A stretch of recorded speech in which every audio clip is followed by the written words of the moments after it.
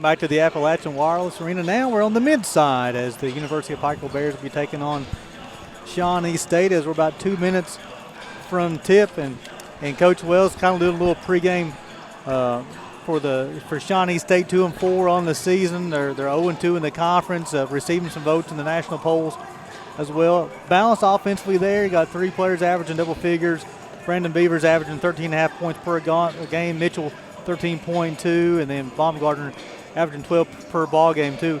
Again, a team that's usually pretty athletic and knows how to put the ball in the hole, Coach. Yeah, their size is remarkable. They're as big of an NAI team that's out there, and they're learning each other a little bit. They do have some returners that kind of know the system and what they're trying to do, but they've played an extremely tough early season schedule to try to prepare them for conference play. And don't be fooled by their 2-4 record. That is certainly not who Shawnee State Bears are. They're much better than that. I'm anxious to see how we match up tonight against them, but very talented, big, and they always try to use their size. And if you're not, they really try to be very physical, man the game. And if our guys don't respond to that, that's certainly in Shawnee's favor. Also, they have 4 players who've already got 10 3-point makes on the season. For the Pike Bears, again, balanced offensively. They got 5 players averaging double figures on the season. Devin Collins, coach earlier, 17 of 35 from three-point land. Yeah, our offense runs really good when it runs through Devin. So, we had a conversation today that let's try to get him the first opportunity to look at it. He's almost shooting 50% from the 3, and Jacob Brown's almost 70% from he is 70% from the field. Let's try to get them the first opportunities to kind of see what's going on the offensive side of things, and that seems to be the recipe for our success. Now, we have to really be physical. The rebound tonight is going to be important for us. On stats, they're a plus 10 rebound advantage according to the stats with us. So it'd be great for us to see the ball go through the basket and then us take care of the backboards. Also a newcomer this year, Coach Teddy Parham, averaging almost 11 points per ball game, leading the team with 15 assists on the season, averaging about 3 assists per ball game, but also 2 steals. Yeah, he's still kind of feeling his way out in what his role is, but he is absolutely very, very talented on the offensive and defensive end. He just is trying to find his way, and he'll settle into that. But a big piece of what we are doing moving forward, and tonight he's going to get the nod of being in the starting lineup, so he'll have an opportunity to showcase that. So UPike leads the all-time series 24-9 overall. So the starters here tonight be Jaquel Wells. No relation. And number 3, Trey Baumgartner. Number 11, Isaac Abergut. And number 24, Brandon Beavers.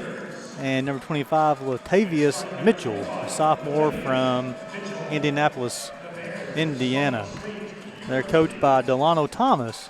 I know you have a lot of respect for Delano Thomas. You think he's a good coach, right? Done an amazing job. He's won a national championship in a tough place, and he continues to be a relentless recruiter and really, really good with his post players and does a great job X and O. He'll have his troops ready, and we'll have to play well to have an opportunity to win this game. So for the Bears tonight, Corbin Spencer will get the nod, the junior from Sandy Hook, Kentucky. Also be number 4, Jacob Brown, the redshirt senior from Fairmont State. Number 5, Elijah Herron, the 6'4 junior from Columbus, Georgia, will be in the starting lineup. Number 10, Devin Collins, the sophomore from Chapmanville, West Virginia. And rounding out the starting line for the Bears, number 12, Teddy Parham, the 6'3 senior from Los Angeles, California. Again, the Bears are coached by Ty Compton, assistant coach Evan Faulkner, Sid Christ, Hunter Shelton, Asia Duvall, Isaiah Sawyer, and Spencer Howard as well, too. So some of the keys of the game here, Coach? Well, I think the backboards are critical in this game. And, for us to keep them, if we can keep them at 8 or less 3-point shots, I think that's important. That's important for us. And for us to see that ball go through the basket goes a long way. But we have to really respond. So we can't turn the basketball over. We've got to take good shots. And, I think our tempo is going to be important for us. And not, manning up and playing extremely physical and strong around the basket and on the perimeter. Charlie, anytime Shawnee State comes to this floor, it's a battle. It's always been an exciting series. I don't expect any less than that today. They've got a little bit of a size advantage like Kelly. We just have to outwork them. You got to play smarter and not harder sometimes, don't you? And they've actually made an adaptation to their lineup here, and they're going a little bit smaller to match up with us. So their 7-footer is going to be coming off the bench. But I think that's probably a smart move on Coach Thomas's position because it takes a little bit of the transition that we wanted to do away. So Mitchell will jump against Brown in the center court. 3 familiar officials out there too, Coach. Oh, great crew. You can't ask for any better. 2 really good basketball teams, 2 good coaches, so I'm anxious to see this one play out. Beavers will control the basketball for Shawnee State, bring it across half court. That'll be over to number 3, Baumgartner in the corner. Abergut shots up, rattles around, comes out. Herring comes down to rebound for the Bears. That's good to see because Abergut can really get hot, and once he sees that ball go through the basket, he can really shoot it. Well, man-to-man defense from Shawnee State over to Collins. Collins over to Brown. Brown looking back to Herring. Got 15 on the shot clock. Over to Spencer. Spencer being guarded tightly out there. He gets over to Herring. Nope. Bring it back out to Brown. 10 on the shot clock now. Spencer had the basketball. We're going to get whacked on the wrist. That's going to be on number 3 up on Baumgartner. It'll be his team's first. Thought that was great activity by the Bears on that first possession. They were getting everybody a touch and trying to get everybody a feel for the game. Inside the inbound the basketball to Herring. Got the basketball over to Brown. Nice matchup for Collins and Abergut does as well too. Herring over to Spencer. A 3-point shot out of the corner. Up and good. Finally, the Bears made him one out of this left-handed corner here, Coach. I think Shawnee opened it up in the women's game for us to be able to make one. But great to see Corbin get off to a good start, and nothing but nylon on that 3 for the corner. So Bears leading this one 3-0. Baumgartner gets all the way to the bucket. Abergut out of the corner. Shots up, rattles around, comes out. Herring unable to corral the rebound. That is Beavers with the basketball. Back over to Wells. Wells shots up and good. That's a 2-point basket for Jaquil Wells. And it's a quick 3-2 U-Pike lead. Yeah, veteran player on their team, and you can't let him have open shots. Not that that's his strength. He likes to get in the paint and distribute the basketball, but you can't give open shots to really good players, and he's one of those. Parham over to Herring. Gets inside to Brown. Brown's got the basketball working against Mitchell. Beavers will come double. Gets over to Collins. 3-point shots up. Rattles around. Comes out. Rebound goes down to Wells. He's going to push for Shawnee State. Baumgartner's got the basketball behind the back dribble. Been guarded by Parham up top. Over to Beavers. Over to Mitchell. It appears they're going to try to run their offense through Mitchell, through the post, and try to create opportunities on the perimeter for their shooters. Abergut's on the baseline. Swings it back over to Baumgartner. Put down a couple of dribbles. Nice defense from Parham. Wells went up with it and unable to come up with. This is kind of a strange. It was. Looked like maybe trying to draw a foul on Parham. Yeah, I think Wells got some bad advice from his guard to shoot. He still had 4 seconds on the clock, and he's telling him to shoot it. He had opportunity to do something different. But good defense by the U-Pike Bears. And that's going to be a reach on Beavers. It'll be his first, team second. A little over-aggressive on the guarding there. Well, I think they just got a little handsy on that one. I think they're trying to set the tone for the evening. Herring with the basketball top over to Brown. Over to Spencer. 3-point shots up. And rattles around, comes out. Rebound by Baumgartner, who's going to push. Be out of bounds, but I know that the Bears will have the basketball. Shawnee trying to get some tempo there, probably a little careless with the obviously a little careless with the outlet pass, but certainly trying to create a little bit of tempo on offense for them. And coming out of this little 1-2-2 pressure to make you think a little bit, not that they're trying to get steals and things of that nature out of it, make you think for that first 7-8 seconds of the shot clock. Collins get over to Spencer. Brown comes up with a screen. Spin move at the bucket, tries to finish. He does. Corbin Spencer's got 5. U-Pike leading this one 5-2. Great screen by Jacob Brown. It created an opportunity for a switch, and Corbin did a great job of finishing at the rim. Baumgartner got the basketball, gets to the free throw line, back out over to Wells. Abergut out of the corner once again, shots up and good. It's going to be a 2-point bucket, 5-4. Yeah, you don't like to see those go in. He's 1 for 3, but he can certainly get hot from the perimeter. I thought they called 2, but on the scoreboard they got it as a 3-point bucket. Parham out of the corner, shots up, rattles around, comes out. Collins crashes for U-Pike. Wells comes out of it for Shawnee State. Over to Mitchell, pass too long, out of bounds. Yeah, that's a good shot for Teddy Parham in the corner there. Those are the ones you want to see him knock down and get some confidence going, but he's certainly a capable shooter from that position. But that's 2 careless turnovers on Shawnee State in transition.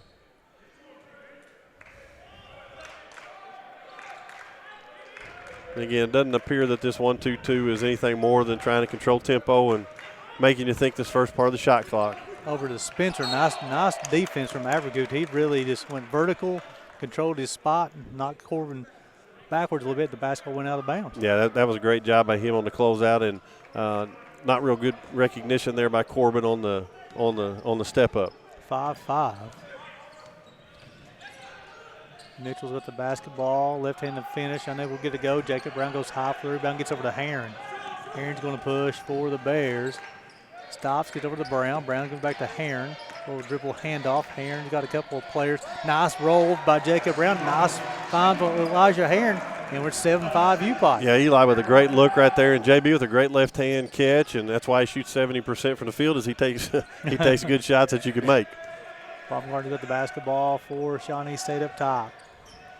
Looking inside to Mitchell, finds Wells. Heron gets hands on the basketball. Baumgartner comes up with Shawnee State free throw line jumper, rattles around, comes out. Devin Collins goes high for rebounding. A little physicality right now going on the inside of both teams. Yeah, we have to be a presence on the glass. We have to go after every one of them and get our share out of that. Shawnee's going to get some just for their size and strength, but we got to go after every one of them. Parham shots up and good. Teddy Parham with his first bucket. That's good to see. Very, very capable, and really, to be frank, we need him to be an offensive threat for us. 10-5, UPike leading this one. Closing on 15 minutes to go here in the first half. Avergoot over to Baumgartner, over to Beavers. Shots blocked by Heron. Avergoot's unable to come up with it.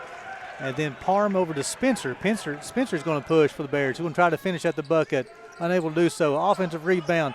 His shot's up and good. Corbin Spencer's got 7. UPike leading this one 12-5. Love the energy from the Bears, and Corbin Spencer doing a great job there as well. That's good juice from the Bears. So it's going to be a 30-second timeout called by Coach Thomas, 12-5. We'll see if we can get some stats up. We're not quite rolling on our statistics yet. Let's see here real quick. A quick start so far for the Bears. Corbin Spencer's coming out with 7 early points for the Bears, 12-5. As you talked about, Teddy Parham getting going on the shot. I think that, again, that Devin Collins, Avergoot matchup would be key. Avergoot's got a couple of shots up already as well. Similar size. Both of them play a similar style as well, Coach. No question. I think this is an evenly matched game. I'm anxious to kind of see how it plays out. I think the first, 5.5 minutes have been energy level for our Bears have been much better. Some careless turnovers by Shawnee, but hopefully we can continue this pace and continue the execution we have right now. So coming to the game, real quick, folks, I didn't tell you, UPike's 3-2, 1-1 in the Mid-South Conference. Shawnee State 2-4 overall, 0-2 in the Mid-South Conference. Again, as Coach Willis says, you can throw the records out once the ball is tipped. 12-5, under 15 minutes play here in the first half. Beavers got the basketball for Shawnee State. Avergoot will set the screen, will roll. Unable to get a shot. Nice job by Heron to switch there. Collins will try to guard Beavers off his foot. That'll be UPike basketball. Yeah, you can tell they're kind of trying to isolate in the post right there and kind of play out of that. Our guys did a good job, and Beavers trying to create off the dribble, just kicked it off the end of his foot right there. And as a little bit of break, I guess it's a good time for me to wish a big happy birthday to my wife today and make sure that she knows that. We've had the opportunity to celebrate. She knows where my heart is, but she knows I've got to work a little bit too. I'll tell you what. Happy birthday to you, baby. She's one of the best around, that's for sure. 12-5 here. Bears lead this one. I'm sure she would love to have a UPike victory for tonight as well. So that's always a great gift. Parham over to Brown. Brown, Heron with a backdoor cut over to Spencer. He'll work a Jacob Brown pick. Spencer being a little bit more aggressive offensive. The ball's knocked away. Brown comes up with the Bears. 4 in the shot clock. Left-handed finish by Jacob Brown at the bucket, 14-5. He's really, really good at using that left hand in the post. Sometimes he prefers that over that right hand. Nice job over the 7-footer as well. He's got 4 points here early for the Bears. We're doing a good job of switching the ball screens to not let a shooter shake free on us. Trey Beard has checked in for Shawnee State. He's got the basketball. Gets all the way to the bucket. Nope, they're going to call for the steps. Yeah, they missed the first one. Let him by with that one, but that was an easy one there. That was a stroll through the park there. That was. I'll tell you somebody who didn't miss that first one. Charlie Pinson. He already had those hands Charlie up. He was on top of it. Letting down the basketball to Devin Collins as we'll have a couple of subs checking in here for Shawnee State here shortly. Going to the horns look here and trying to get some ball screen action. And over to Spencer. They're letting them play physical in the paint. Beard got her guarding Spencer. Parham being guarded by Baumgartner. He's going to try to finish at the free throw line. He does. That's pretty. Give Parham 5 on the afternoon, and 16-5 UPike, largest lead of the evening. He's very smooth and capable of doing that every possession. It's great to see him kind of getting his confidence and getting into his groove a little bit, man. He'll play this in too. He's not afraid to guard you. A little West Coast basketball knowledge there from Teddy Parham. Guarding Baumgartner up top. Over to Beavers, being guarded by Heron, under 10 on the shot clock, tries to finish the kick. The shot's up by Beard, unable to get a go. Abrego will battle. No, Corbin Spencer will come away with it for the Bears. Parham will try to finish at the rim, and he does. What a great play. He's got 7, and UPike's out to a 13-point lead, 18-5. Very unselfish play by Corbin Spencer of getting the ball ahead, and that's what you want to see out of your guards is try to pitch it forward. And we're limiting them right now to 1 shot, and that's a good thing for our transition game. Baumgartner's 3-point shots up is good, 18-8. Cannot relax on this team. Yeah, great shot. He's very capable, a great shooter. He's also one of the kids trying to find their new path and transfer in. And if you leave him open, he's going to make it most of the time. 18-8, closing on 12 minutes go here in the first half of action. Parham's with the basketball on the wing. Got a little bit of cut action. Collins, he's going to cut hard off the screen. The floater off the glass. Can't get to go. That is Beavers with the rebound for Shawnee State. Back to Beard. He thought about pulling that one from deep and then pull it back out and a little bit offense. He will shoot it from out there. Beard from Chillicothe High School, a local product for them. Beavers over to Baumgartner. Baumgartner been guarded by Parham. Parham lost his defensive position. Lucky did not call for the foul. Beavers shots up, and it goes in, but it's going to be a shot clock violation. Several substitutes coming in here. Great effort by the Bears on defense, relentless on the glass. They gave one up, but it wasn't a matter of effort, and continuing to chase it down, and got a good shot clock violation on that one. So it's immediate timeout. So 11:23 to go in the first half of play. UPike's leading this one 18-8. You're watching Bears basketball on the UPike Sports Network, presented by Appalachian Wireless.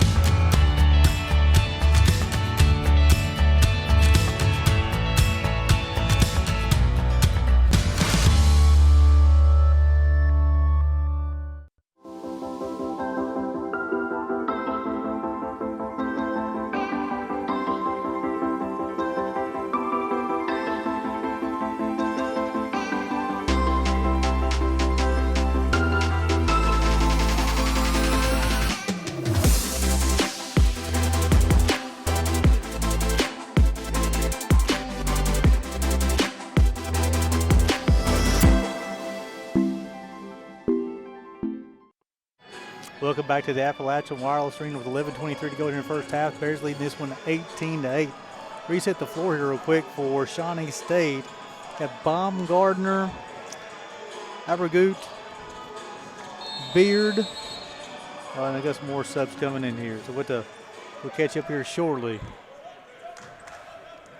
Spencer will bring the basketball down for the Bears.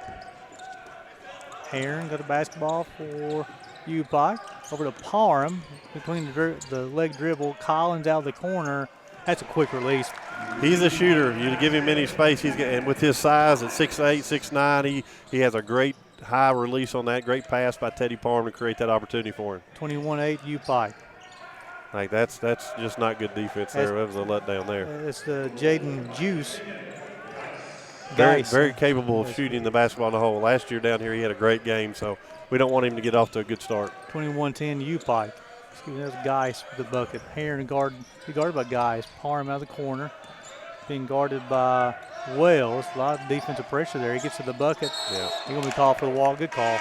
Yeah, probably trying to do a little bit too much bouncing of the ball right there, trying to get it moving, but like his aggressiveness early in the game. Brady Bunch will check in, replacing Devin Collins. Yeah, both teams coming out in their half-court man-to-man defense. So as you have Wells got the basketball. For Shawnee State uses a couple of screens all the way to the bucket. Brown contest, unable to block it though. But Bunch, the freshman in there battling hard. It's good to learn that lesson right on the first possession as a freshman in Mid-South Conference play. It's going to be physical.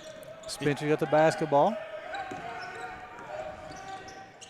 They are letting them be physical tonight, that's for sure. I think that was part of the game plan out of timeout, is to be a little bit more physical from Shawnee State. Beard on the turnover over to Wells. Wells gets to the free throw line, picks up his dribble though. Beard's got the basketball. Guy shots up, rattles around, comes out. Nobody goes to get the rebound, and Bunch is on the floor once again. A lot of physicality, and Beard on the offensive rebound gets the three-point bucket, 21-13. Yeah, that's a killer. Eli missed his block that right there. We had 4 guys with a great check out, and 1 guy didn't, and that's what creates an extra shot. Browns with the basketball up top, over to Parham, who'll run off the Brown screen. Again, a lot of physicality even on the screens. Parham's going to be called for the walk once again.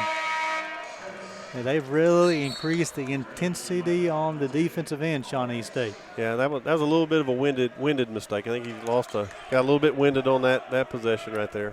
So you'll have Collins will replace, will come in, check back in, and replace Parham, 21-13. U-Pike leading this one, under 10 minutes to play here in the first half.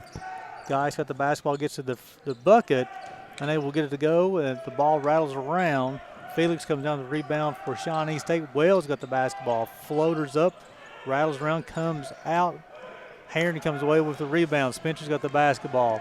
Got Bunch over in the corner. He's got the basketball now. He's swinging back over to Collins. Collins, quick release, shots up, and it's good, Devin. Collins got 6. Great extra pass by the Bears right there, and that all started by Eli Herron getting an awesome rebound out of that right there. 24-13, Beard with a three-point miss. Spencer got the basketball. He knows how to play this Mid-South Conference game. Shots up and rattles around, comes off. Collins with an offensive touch. Good look right there. Bad communication on Shawnee State defensively. Gave us a wide open look that like to have that one back. Over to Wells as Felix with a spin at the rim. He scores as his first bucket is 24-15. Great move, going right-handed, getting the spin back to his left and finishing at the rim. Great move right there by Zero. Mark Vance will check in for the Bears for the next dead ball. 24-15. U-Pike leading this one. Over to Brown. Brown over to Collins. Collins looking for Spencer on the cut. Under 10 on the shot clock. Beard all up in Spencer right now. Physical defense. Spencer trying to score. Free throw line jumper. Rattles around. Comes out. Beard goes gets the rebound. They're letting a lot of body fouls go by here. Hopefully they'll do that both ways, and then you got to adjust, and that's all you can ask for. Mitchell's got the basketball up top. Guys, Spencer goes for the pump fake. Guys still got the basketball. Swings over the Beard. Wells inside to Felix, and he's going to score at the bucket, give him 4, 24-17. Yeah, great post up right there, and Felix did a great job of sealing off, and we went over the top, missed it, and their help side was not present on the back to help him. Herring to the basketball up top. Bunch will come set him a screen. No, he'll go the other way. Spencer's got it in the corner. 15 on the shot clock. 24-17 U-Pike. And the Herring will go baseline. Tries to finish. No, Bradley Bunch in the corner. He's going to attack the basket over to Jacob Brown. 5 on the shot clock. Potentially a 3-second violation. Bunch is going to try to score. And he does. Bradley Bunch, the freshman. And Coach Ty Compton says, give me a timeout. He, Coach Faulkner, and Coach Chris, all three wanted that timeout. That was an energetic timeout from the coaching staff over there. Wanted to get something across to the guys, very important, and good job of the officials of noticing that coming down. Well, it'll be a 30-second timeout, so with 6:58 to go here in the first half, 26-17. And Charlie, Mid-South Conference of basketball at its finest. There's a lot of physicality tonight. Yeah, no place for the weak-minded in there right now because it is physical. All the way down the floor. Well, Coach Wells mentioned that Bradley Bunch checks in, and once he checked in, I think the first possession come down, he ended up on the floor, and the second possession come down, he ended up on the floor. But, I thought he took the basketball hard to the bucket right there and scored. He kept battling through the contact, and, you can try to avoid contact if you want to, but there's no future in this league of doing that. So he did a great job of hanging in there, and they're going to just have to keep their base low and make sure that they don't get pushed off their position and know that that's coming, and they'll be fine. Shawnee State realized that they're not calling, so they've upped their game. Going to make them call it. Well, I told you early that Shawnee's one of their greatest strengths is their physicality, and they'll try to be very, very physical in the game. And if you let them win that battle, that's to their advantage. So hopefully our guys will not. 26-17 UPike here in the first half. Avery will return to the lineup for Shawnee State over to Mitchell. Avery's got in the corner. Geis out of the corner off the top of the backboard. Mark Vance, who just checked in the Bears, gets the rebound. Geis is not shy. He will get it to the rim. Nice pass. Mark Vance scored a yes, sir. Touched pass every part of the rim on that one, but Parham with great vision, and Mark with a great job of getting himself to a position to score that basketball in the short corner. Vance could give the Bears a lot of good minutes on the season. Good body, good athletic young man as well. Yeah, he's learned. He's new, and it takes him a little bit of time, usually till about Christmas time, till they got to get their flow and know their role. And he'll certainly get to that point, but not there yet. The rebound comes off. Herring comes out for the Bears. He's going to push. Tries to get to the rim. He does. And Mitchell says, give me that, as he blocks it off the backboard over to Beavers. Beavers going to push. Parham tries to stop, unable to do so, but Mark Vance with the rebound for the Bears. And I'm telling you what, again, they're letting a lot of physicality go on both ends of the floor, though. They're being consistent. I don't really love that style of basketball, but they are being consistent with it and making sure that it's as fair as it can be going both ways. I missed the WWE last week and it was here, so. Yeah, great job of Eli keeping the ball alive right there, creating another opportunity and got us a bucket. Quick, a nice pass from Eli Herring over to Teddy Parham, who scored to give him 9. The Bears' largest lead tonight, 30-17. Herring has great vision on the court, does a really, really good job. Of course, he's a taller guard up there, too, can see over the defense. And, yeah, you about have to call that one, even though I thought all the contact was initiated by Shawnee on that one. You about have to call that. I think it's going to be on Vance. It'll be his team's first. And he'll shoot 2 shots. This will be a media timeout. So with 5 minutes and 10 seconds to go until halftime, Bears leading this one 30-17. You're watching Bears basketball on the UPike Sports Network, presented by Appalachian Wireless.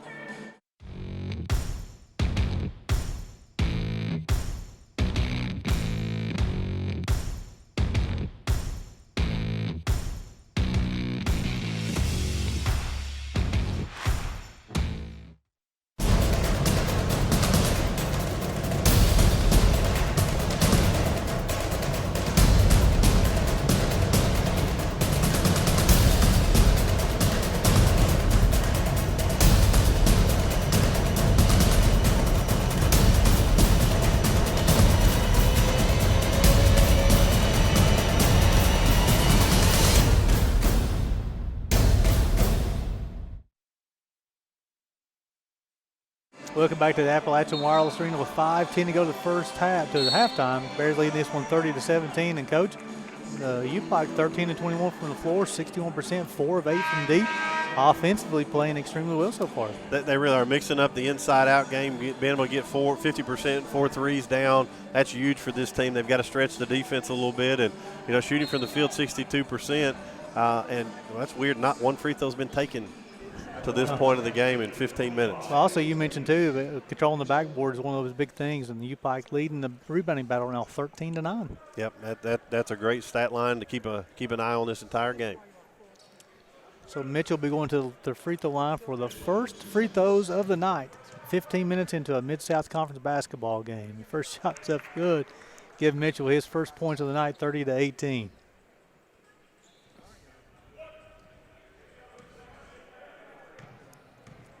We have one more to the left. He'll hold the release, and that's good as well, 30-19. Those both look smooth, very nice. Back to a little 2-2-1 now, mixing up. Defense off the free throw. Over to Bunch and Spencer, over to Parham. Get back to Spencer. Kean Works will check him with the Bears' next dead ball. Little zone action here by Shawnee State, and then quickly out of that into their man-to-man. Spencer got the basketball. It cost us a little bit right there. We didn't even start our offense till 10 seconds in that shot clock. Shots up from Parham, and it's good. He's quickly into double figures with 11. Bears are by 13. He created that all by himself. That wasn't a great offensive possession for us, but ended up in a good result.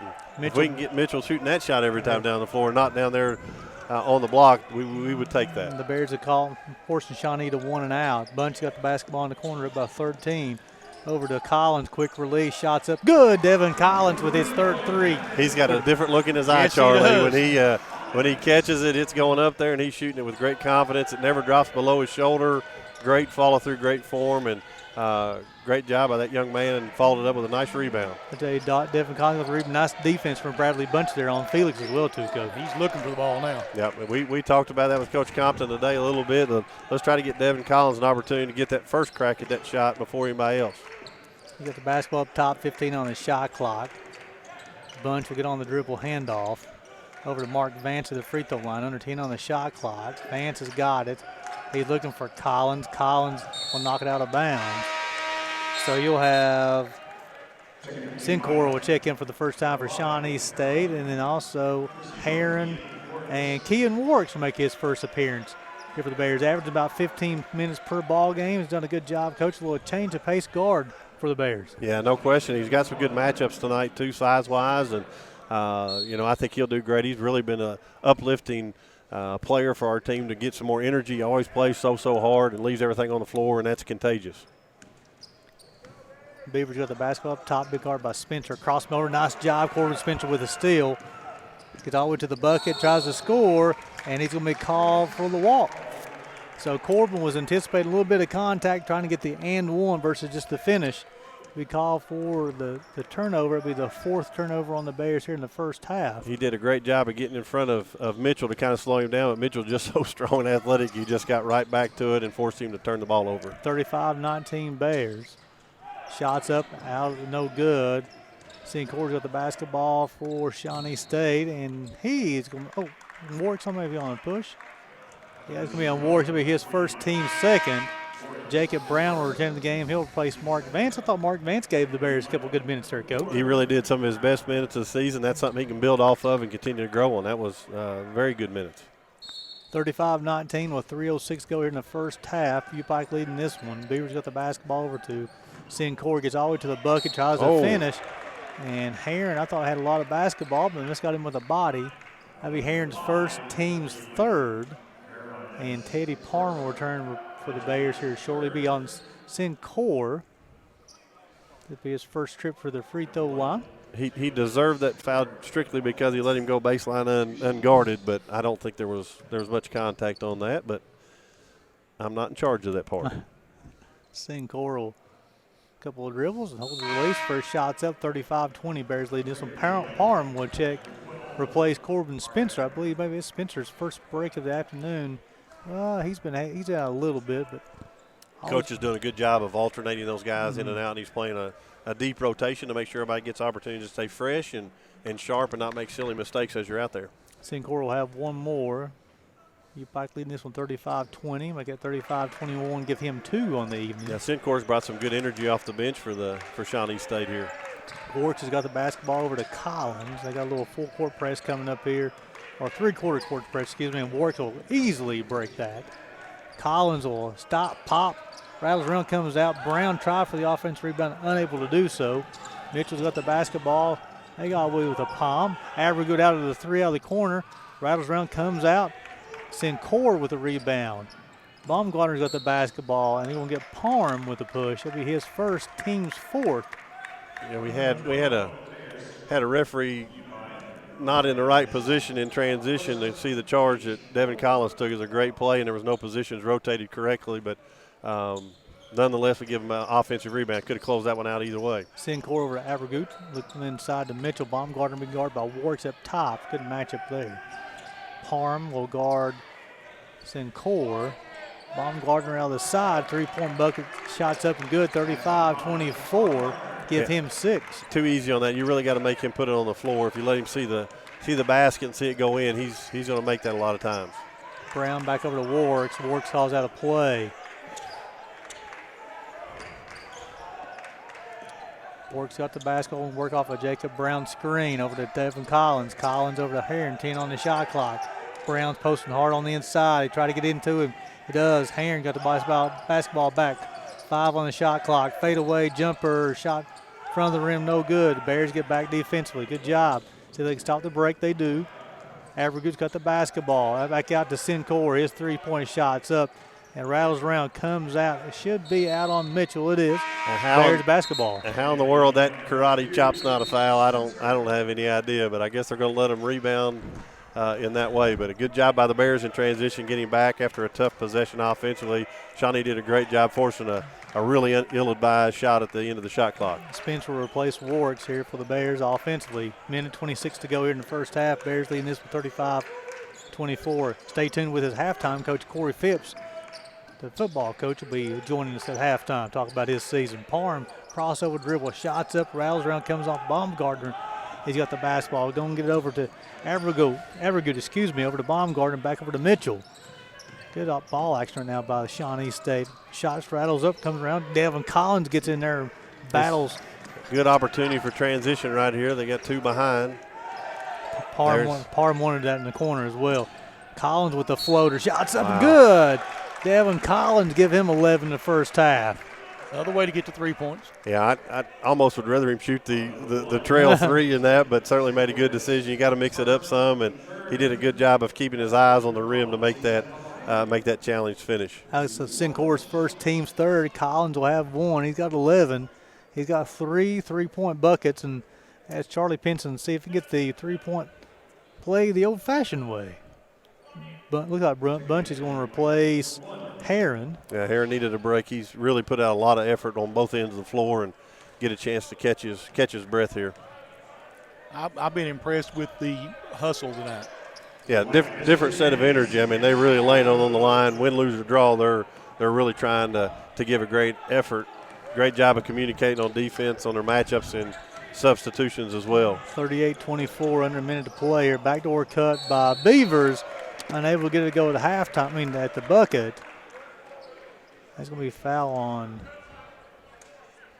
Parham? Yeah, that's on Parham at the rim. Corbin got caught watching the ball a little bit and didn't get his head and hand turned on the backdoor cut, but a great job by Beavers to try to get the backdoor and get to the rim. And good contest there by Teddy Parham. The official thought he got some arm on that. First shot's up, rattles out, comes out. He'll have one more. Heron will return, and he'll replace Parham. 78% free throw shooter, unlike him to miss from the line too often.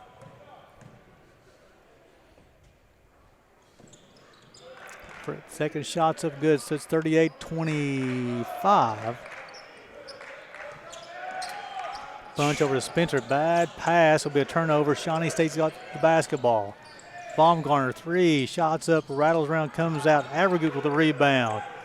Basketball is going to be thrown in the backcourt. It should be over and back. Yes, sir. Yeah. Good call. Yeah. Tell you one thing, the Shawnee State Bears, Charlie, don't mind to shoot the 3-point shot. Not a bit. The green light is on for sure, especially for their guys who can really shoot it in the basket. And we were very fortunate right there to get that turnover. Didn't handle the pressure the way we handled it most of the night. We got an opportunity to take the last shot here of the half.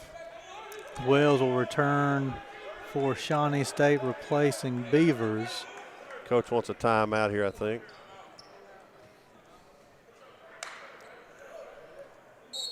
Be a timeout charged to U-Pike. Be a 30-second timeout. We'll keep it right here. 38-25. U-Pike leading this one 24.5 seconds in halftime. Charlie, again, a physical game both ways, but I think both teams have kind of adjusted to the physicality.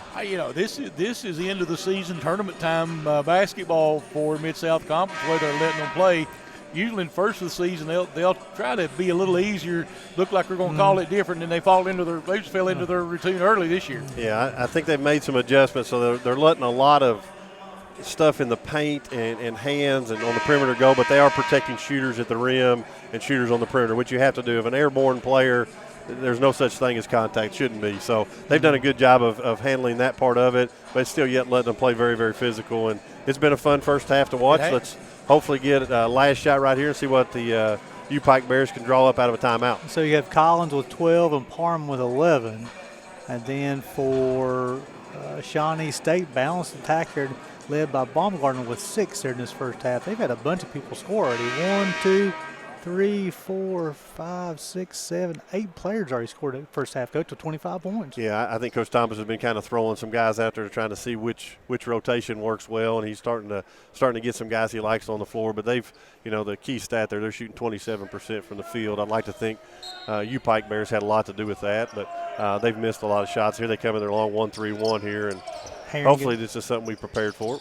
Herring over to Spencer. Spencer with a lot of contact up top. Abergu run that the press up top. 10 on the shot clock. Bunch has got the basketball. Hold back out to Spencer. Spencer's got to still get all the way to the bucket. Tries to finish. He does. Nice Corbin job. Spencer. He's got 9. Bears up at 15.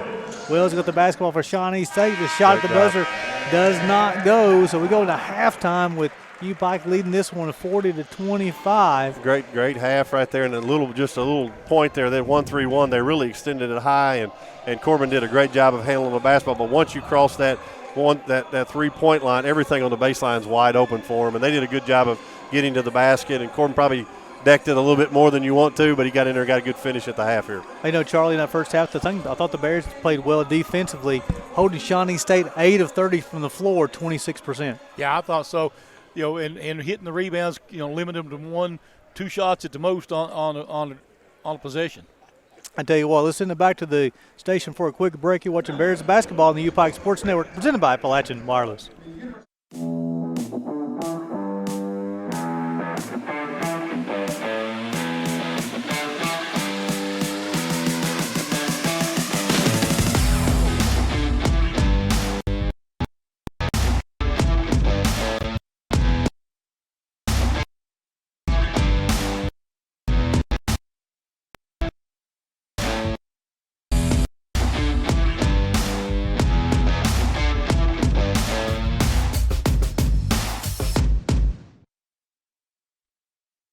Welcome back to the Appalachian Wireless Arena. We're at halftime as the Bears lead this one 40-25. So we're going to shift focus from basketball to football, joined by the head coach, Corey Phipps.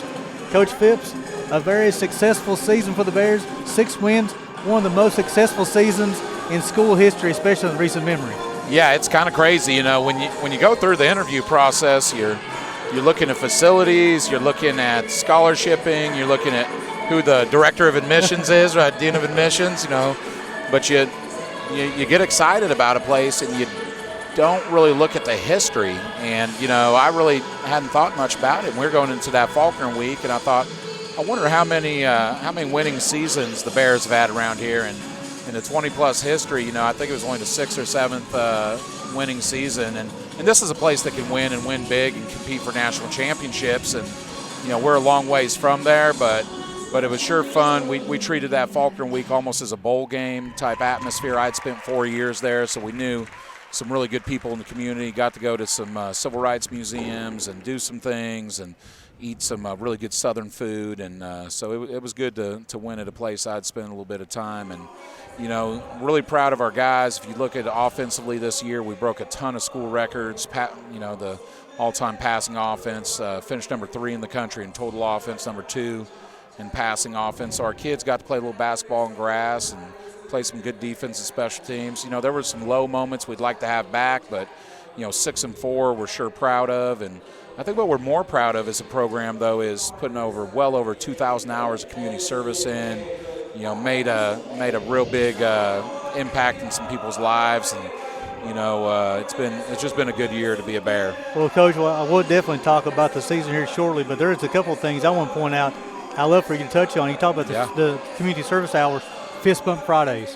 You talk about this community. It went crazy, Coach, over these Fist Bump Fridays. And I'll be honest, I was really just trying to be lazy. I was trying to figure out something that would impact my kids that go to the elementary school here. I was trying to figure out something that was just every week, routine, hit the easy button, low-hanging fruit. And I just had no clue what it was going to mean to the community. And what's funny is I was out visiting a junior college coach in Redding, California, the other side of the moon from here. And the coach said, Coach, I think it's absolutely unbelievable what your guys are doing in that elementary school. I said, excuse me? He said, Coach, I see it on Twitter, I see it on Facebook, Instagram, and I'm thinking, my goodness, just the fact that our guys want to get out and somebody's seeing it on the other side of the country is tremendous. And then the other thing is that as the season ended, the kids are like, we're going to keep doing this, right? And I said, well, guys, we only made a commitment through the end of our season. So our kids have said, no, Coach, we're going to keep doing it. And so the 2 weeks after the season, we continued that on. And I think it's big. I think there's no doubt our guys feel more of a sense of pride in the greater, Pike County community than they've felt in a long time. We've expanded it to Mullins and some of the other schools in the area. And I hate to say it, it's also made some of our other coaches up their ante too and get out and get involved. Rising tide raises all ships, right, Coach? It does. And the unintended consequences are awesome. What's funny too is we told our kids, hey, if you ever want to know how we really feel about you, if you don't get asked to be a part of these service teams, you probably know you're on the outs with us as coaches. So I have a young man comes to me and says, hey, Coach, I'm not going anywhere this Friday. What's the deal? Are you mad at me? And I said, no, you've done it for 8 weeks. I'm trying to let you sleep in on a Friday. He said, no, I want to go. Hey, Coach, I will like for you to share a story where our kicker, Jake Headley, had such an impact on the young man.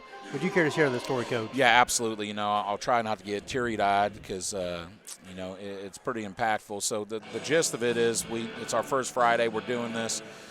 He opens the door to a young lady's car, and young mother, and she says, my child's autistic. I'm going to be honest with you. He only lets one person let him out of the car, and that's Miss Atkins, the principal. And it's nothing against you. And he said, ma'am, I've got a sibling who's autistic. Just let me have a crack at it. And it was like he put out that hand, and there was just like an exchange of electricity between him and that kid. And boom, he's off to the classroom with that child. And the mom said that never ever happened. And Jake was our Champions of Character representative. Well deserved for our Good Works team, essentially as a conference. And solely I nominated him from that moment. There were a lot of other great moments, but that moment will stick out with me. We can win national championships here, but that one will hang in my memory forever. So, Coach, again, the yards and the style of play, it's very exciting. And, you've had to come over a lot of adversity. You had to start 3 quarterbacks this year. Yeah. There's a lot of different things we can talk about. One of the things I want you to touch on, 21 academic all-conference football players. Yeah, absolutely. Amazing, Coach. So for you folks at home that don't realize it, the gentlemen and the young ladies in this athletic department get to be a part of a really prestigious team of academic athletes if they reach a 3.25 GPA. So we had 21 young men, a school record this year, represented on that academic all-conference team. And I'm going to be honest to those folks at home, I never made that team, okay?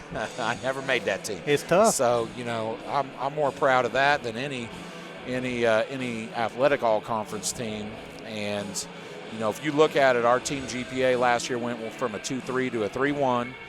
That's a lot of hard work. That's a lot of hours with our academic support folks. Jeremy Miller and, Daria and the folks there do a great job. But, you got to put it to work in. And UPike, since the creation of all these professional schools, really it's been trickle-down economics. Those things have really filtered down through the undergraduate experience. And this is, this really is the premier academic institution of not just Central Appalachia, but I think the mountains in general. So, Coach, going back to, I want to give you a compliment on your leadership. Any school can have all the resources available. Yeah. But really, it takes the leaders of the football team or any organization to show what's important. Yeah. And the young men on you coach know, hey, one, if you're going to miss class, I think everybody knows about 5 at 5 with Coach Phipps. You don't want to see Coach Phipps at 5 o'clock in the morning. 5 miles at 5 a.m. And, we've even cut a few kids loose that just wouldn't go to class. I said, listen, hey, you're a great player. You'd be good for us at some point. But you got to understand that, graduating is the number one most important thing here. And, I do appreciate those guys going to class, doing the things right. We've had virtually zero disciplinary issues on this campus. Say it one more time, Coach. Zero. Exactly. Zero. It's amazing. And it's being leaders in the community. That's right. Zero problems on And what campus. we talk about, too, is, that, people ask me all the time, hey, how do you do it? And I said, well, it's not a scalpel, it's not a laser procedure, it's a sledgehammer, and it's pretty rudimentary what we do. We just you don't do what you're supposed to, we run you, and I'm a big guy, and I've never run 5 miles maybe combined in my life, but we try to do a good job with it. But now it's really our senior leadership and our upperclassmen leadership that are really holding these young guys accountable. Well, Coach, let's talk about those last 5 weeks of the season. You Yeah, go absolutely. and you win 4 of the 5, and with the one loss coming against Lindsey Wilson, the score is not indicative of how close that ball game was as well, too. But what was the difference that last 5 weeks of the season? What are you going to use to build on next season, Coach? Well, it's what we build everything on. Life is hard. Football is hard. It's not easy. It's not for everybody. And that's, if you think losing a few games to some nationally ranked opponents is the worst thing that's ever happened to you, let me tell you about what life's going to look like from here on out. And, we talk about a lot with our guys that, you're going to have to sit there and hold your wife's hand. If she gets a horrible diagnosis, you're going to have to go find a new job after your company decided massive layoffs. There's things that happen in life. They're a whole lot tougher than losing a football game. Now, there's coaches all over the country today being fired, because it's that time of year. And I just believe that, win or lose, I'll find another gig. But I'm going to stand at the pearly gates and somebody's going to ask me how I used football to build men. And my coaches, I spent last week out recruiting. My very first coach was Tim Heck, my 8th grade boys basketball coach, and I sat on his couch and we talked about the same principles that he instilled in me in the mid-'90s that I'm instilling in these guys now. And, just like the good book, truth doesn't change. Mm-hmm. Truth is unchanging. And well, Coach, I believe these things are unchanging. I'm sorry to interrupt you. I know, like, during the Saturdays, we had a lot of recruiting events. Yeah, a lot absolutely. I think over 600 young men pre-registered to visit U-Pike this year. And, and the thing that I was very impressed with, because you made it very clear when those young men was sitting in that room. Yeah. You're student athletes. Yes. You can't get on the football field unless you do the work in the classroom. Yes, that's right. So, but my point there, too, is you had several of your teammates bringing people coming up there. Yeah. Which that shows you the impact you've had in other folks' life as well. Well, I appreciate that. Play for you. And I do appreciate that. And the last month was a lot of fun. But if you look at our 4 losses, Gary, they were against 4 teams that were, finished the season 10-0, 9-1, 8-3, 7-3. I think there were 7 losses on those 4 teams. Now we want to get to their level, but I kept telling our guys too. There were stretches even against those top 10 nationally ranked opponents that you were going toe to toe. Yes, sir. So and if you look at it too, we won a lot of close games. That's something that shows the just resolute soul of our football team was that it ain't over till it's over. That's exactly and right. And that showed too. And I was really proud that we had 2 quarterbacks that could have been all conference. Xavier Malone ended up with that nod, but we had 2 different quarterbacks that were conference player of the week. I mean, how many people can say that? Exactly right. And we didn't have an all-conference receiver. Thought we should have. Thought we got slighted, but did have an all-conference running back. We did. Hey, but Coach, also, like you talked about handling adversity and really playing until the last whistle. I think of Thomas Moore. Oh yeah. I mean, it was absolutely. Really didn't have a lot of flow to the game, and if we didn't play very well, but all of a sudden that second half, we never did give up, Coach. And good things started happening. I think 3 minutes left in the third quarter, we were down 17-0, and we ended up winning 24-17. And I knew we were the better team. We just had to keep plugging. I knew if we could just get 1 touchdown, our kids would say, "Okay, the light's on, let's go." And that's been impressive. Just to watch those guys down the stretch, and that's a team preparing for NCAA Division II, going to have some success there. So we felt good about it. We hate to see those guys go, but we're excited about our new conference change next year. Got a inkling what our schedule might look like for next year, so we're excited. Already making plans for that. Well, I tell you what, as we could go break here shortly, but if you guys want to watch exciting football, tune in to watch the U-Pike Bears, and there's no other coach I want in my country to have been leading the U-Pike Bears. We appreciate what you do, Coach. I appreciate that. We try to be a little bit like Coach Compton and a little bit of basketball on grass. So come watch us play. I think you'll enjoy it. Awesome. Coach Corey Phipps, head football coach at University of Pike. We'll send it back for the station for a quick break. You're watching Bears basketball on the U-Pike Sports Network.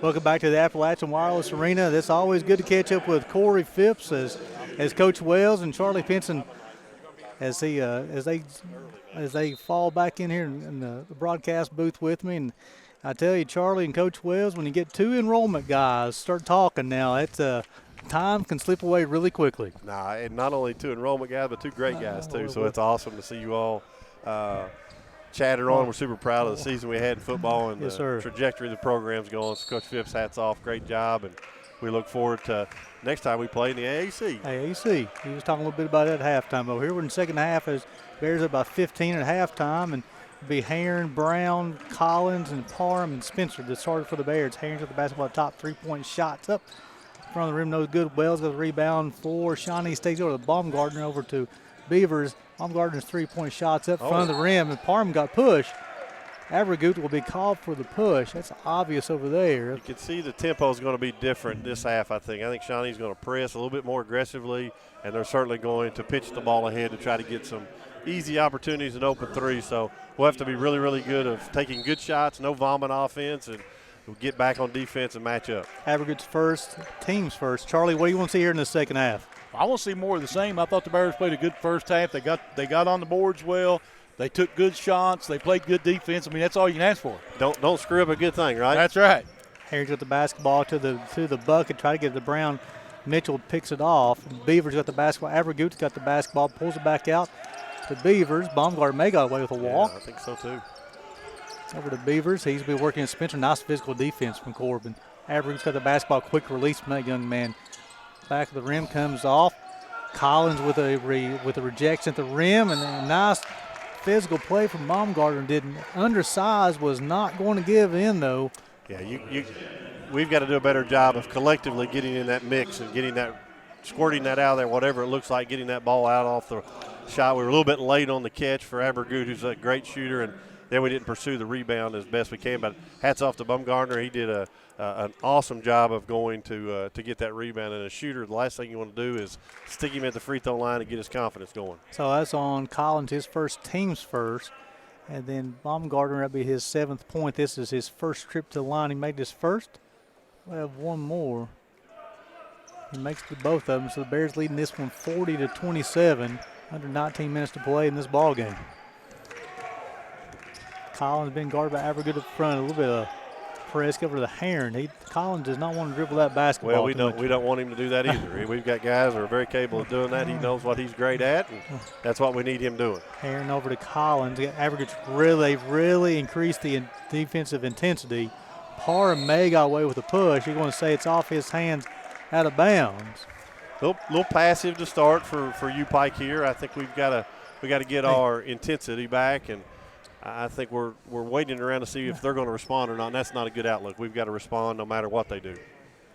Wells get the basketball inside the Beavers. Bears at about 13, 40-27. Man-to-man defense once again from the Bears this trip. Nice job by Heron, got a hand on it. Collins, athletic save over to Parham. Nice play. Harlem Globetrotter top dribbling and sliding on the floor. Spencer to the bucket. Unable to finish. Look here, Coach Wells. Kevin Justice is going into the gymnasium here. Hey, wow. Freshman Dayton, Ohio. That is awesome. We're super proud of Kevin and glad he's back, at least for a little holiday action for you, right? Well, yeah, come in and straight from Dayton, Ohio to watch Bears basketball. So I missed a foul here. I'm not sure it was on. They missed the first one. I think everybody got a little upset, and then they got the second one. And Abergood looks like. Abergood, Yep, his second team. Thank you, Charlie. You're welcome. Great work on the glass there by Jacob Brown. He's got 5. He'll have one more. Brown, it'll be his second free throw of the night, and he's got both of them. Give him 6. Bears up by 15. Like to see him string some stops together, and one of the terms of the trade is you try to get kills where you get 3 stops in a row and you count that as a kill. So that's the name of the game. Try to get as many of those as you can. And Baumgartner missed at the rim. The ball rattles around. Herring comes away with it. I'll just tell you, we're very, very fortunate there. Those are point blank layups we're giving up that we're very, very lucky that they didn't capitalize on those. Herring got the basketball. I thought about the 3-point shot, but he's wanting to run the offense. Free throw line out to Collins. Quick release out of the corner. Good looking shot, Charlie Pinson. I'll tell you, don't leave him open if you're the defender. If his feeder said, I like the chances there that he's going to make them, and so do I like his. If he said, they've got a layup coming this way, if we can get it out there. So Collins got 15, give him 17. And Coach Thomas said, give me a timeout. And the Bears quickly have ran this lead up to a 20-point cushion, 47-27, be a full timeout. Let's just keep it right here. And since halftime, folks, the Bears come out to play. Yeah, and I'll tell you this, too. I think Eli has done a great job of kind of controlling the environment, so to speak. And he's got us in our offense, taking good shots. He's getting the ball distributed where it needs to. I think he's got a calming presence about him, Charlie, if you know what I mean. He just level-headed, doesn't get too high, too low, and he's making some really, really good decisions. And it doesn't hurt that Devin Collins is automatic from the three-point line. So far, it's been one of those lunch pail games. They've just brought their hard hat and their lunch pail, and they went to work and got physical. Very physical. You'll see the on the statistics as far as Collins and 3-point makes, that sort of thing. But guys, let's talk about this. The Shawnee State's 8 of 36 from the floor. That's some pretty good defense by the Bears. It really is, and the rebounding margin's even, but that's my only concern. The first 3 minutes here in the second half, they've really exposed us a little bit on the offensive glass. And it's from the guard spot. So we've got to do a better job of securing those rebounds. When we do, we'll get opportunities like we just did because they're sending 5 guys to the glass. They've got to make some adjustments and changes, and you're seeing that right now. I think you did wholesale changes with a whole new group in the game, and they're going to spread us out and try to shoot some threes here, it looks like, with the group that they've got in. Yeah, so Sikora will check in. Goss will check in. Beard checked in. 13 made his first appearance here tonight. This is Gowdy. And a little double drag action offense here and coming. And Sincor, I'm sorry.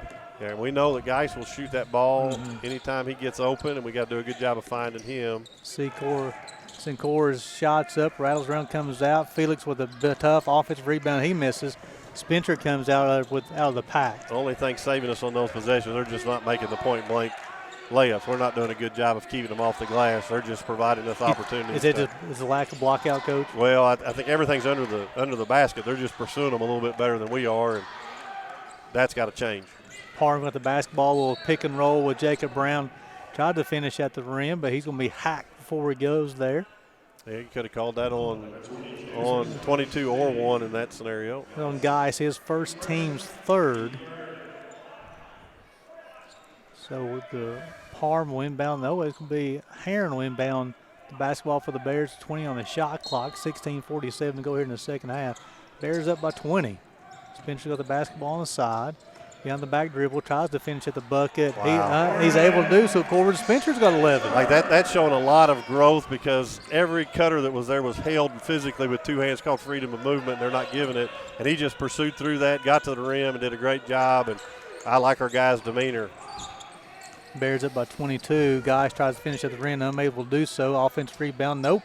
Jacob Brown, 2 hands, and he's like, give me the basketball. That's a grown man rebound right there. You're starting to see some frustrations on Shawnee's side of it. Very, very physical. I hope the Bears respond accordingly and just being ball tough and passing the ball and sharing it and doing the right things offensively and defensively. Geis is second, team's 4th here in the second half.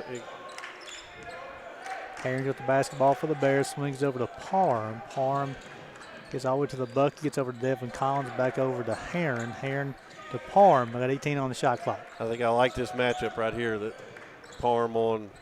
Ooh. Jacob Brown tried to get the offensive rebound, unable to do so. That's Geis comes out of the way. Still got bodies on the floor. Sincor gets all the way to the bucket, tries to finish. He does. Sincor's got 4, 49-29. Yeah, we turned a missed layup into an opportunity on their end down here. Transition's got to be a little bit better.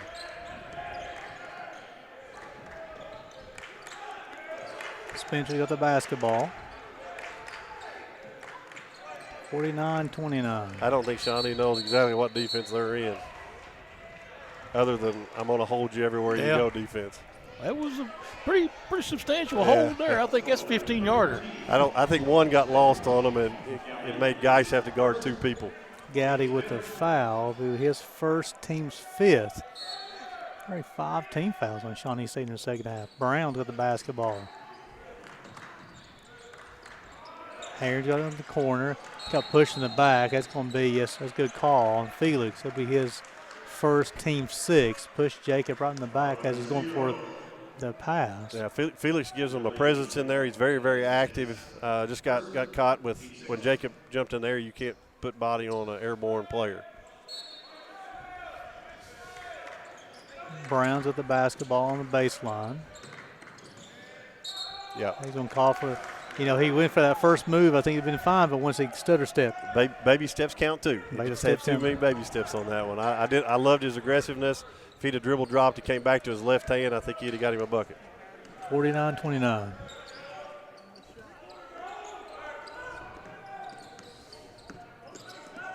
Sincor's got the basketball up top. Puts down a couple of dribbles. Gets all the way to the bucket. Heron's going to be called with a hand. I thought that was good recognition by Heron, too, knowing he wasn't a shooter but a driver, and he got him off his right hand to his left, just made a little bit too much contact going to the rim there. And great move by Sincor to get to the free throw line. Heron's second, team second. That's going to send Sincor to the line. 2 for 2 from the free throw line so far this evening. Got 4 points. Give him 5, 49-30. We've had 8 fouls called so far in the first 5 minutes of the second half. Yeah, it's going to be physical from this point on. You're going to have to handle basketball. You're going to have to pass strong and be ball tough.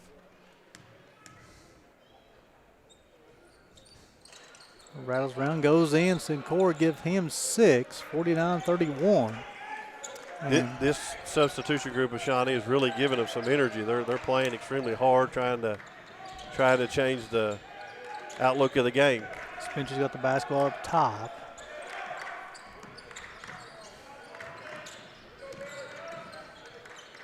Spencer's got the basketball, and it's going to be a call on Beard, and that's going to send Corbin Spencer's line shooting one of the bonus.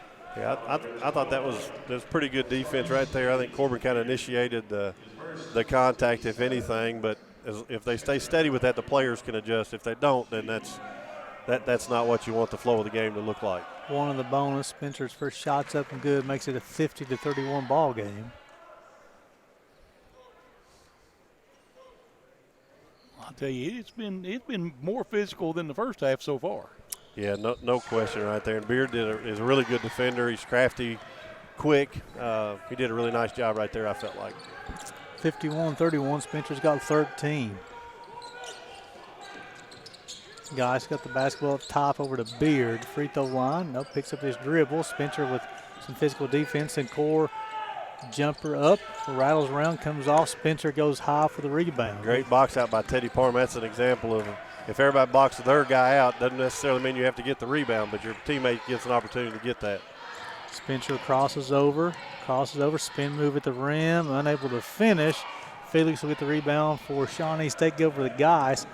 Over to number 13. He will finish at the rim by Paz Gowdy. Yeah, we go from missing a layup to giving a layup. That's not the payoff we want out of that. Heron over to Brown. Brown tried to finish at the rim. It'll be on Gowdy. Be his second, team's 8th. They'll send Brown to the line to shoot 2 shots. Yeah, the good and bad about getting up into the press, I think Shawnee's having a little bit of trouble getting their matchup squared away on the backside of it after they get out of their pressure there, and we've capitalized on some dribble penetration. Now we got to capitalize on making baskets at the rim and our free throws when we get fouled. Brown's first miss from the free throw line. He's 2 of 3. Mitchell will replace Gowdy. And then you'll have a substitution that's number 10. Crumby will be a first look in the game. First appearance, he'll replace Guys. So you'll have one more for Brown. Mark Vance will check in if he should make this free throw.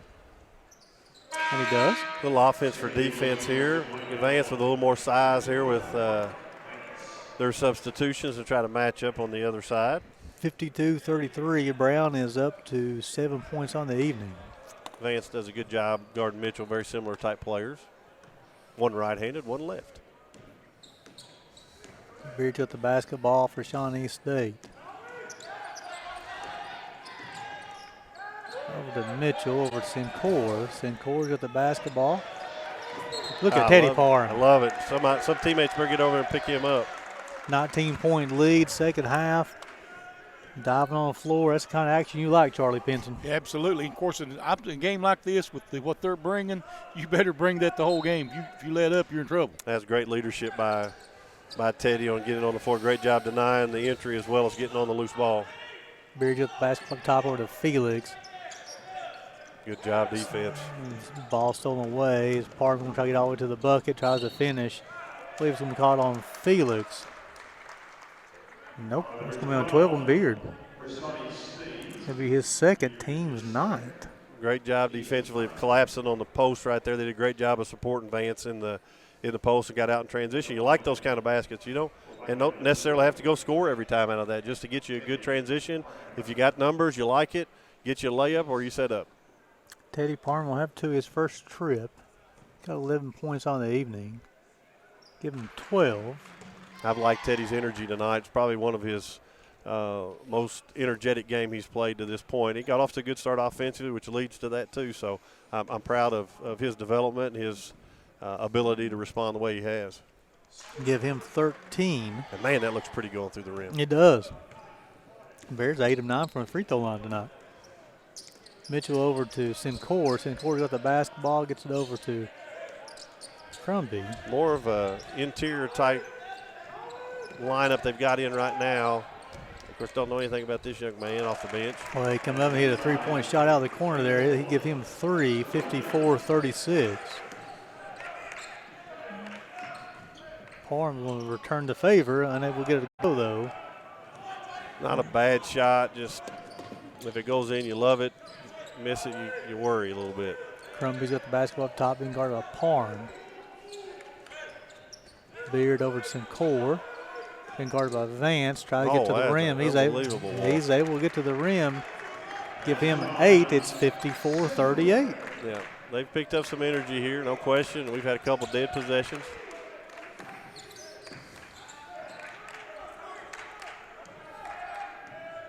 Looks like they're going a little 2-3 zone to see if they can mix up and see if we get us standing some.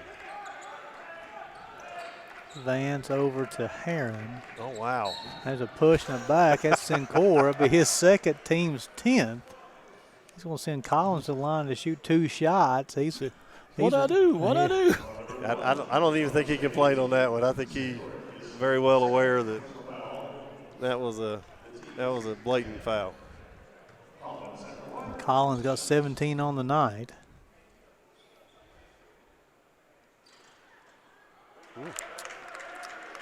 He'll have one more. Good touch. You can tell just sitting on the rim right there. Just miscued it a little bit. He reminds me of Trevor Setti a little bit, Coach. He's got the length and oh wow. That's missed 3 out of our last 4 free throws in the line. That's certainly not the plan. And so it's a 20-point lead down to 16. Sincor's at the basketball. Heron guarding Felix for the basketball. Mitchell's got it. 10 on the shot clock. Back it down here. Left hand the shot's up and good. And that's a 14-point ball game, 54-40. Yeah, great back down there by Mitchell. He used a strong hand and great job of finishing on a tough turnaround. Spencer's got up top, closing on 15 on the shot clock. We'll get Vance. Yep. Vance with the trip. And it'll be his first.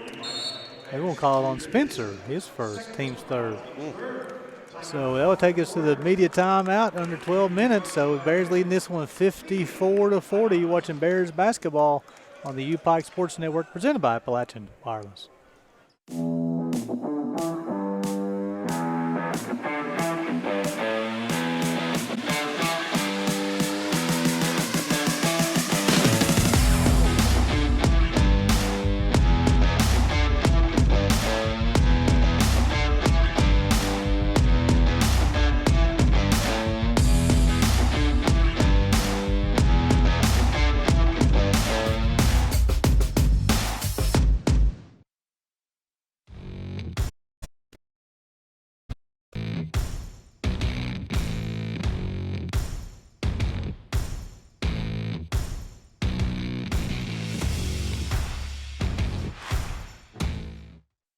Back to the Appalachian Wireless Arena with 11:24 to go in the second half. U-Pike leading this one 54-40. Got to give a lot of credit to Shawnee State for their fight back here. They did wholesale substitutions and kind of moved guys that they didn't feel like were giving the right effort out, and scratched back here to a 14-point game. Pivotal time for U-Pike Bears to get some stops and get our offense going. The little switch to a 2-3 zone has given us a little bit of – made us stagnant on offense. We got to get some movement going down there and get back to our play. Basketball inbounds, 11:21 to go. Bears up 14. Beards got the basketball. A little isolation play here for Sincour's shots up and good.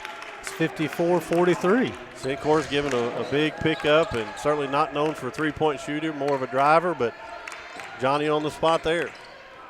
Collins over to Spencer. Sincour's got 11. And they look at it and then they get back to their man-to-man.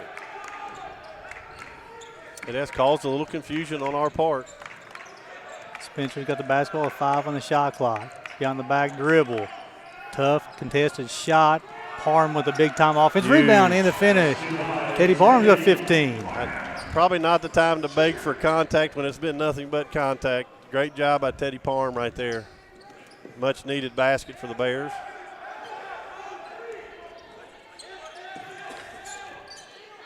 Sincour got the basketball.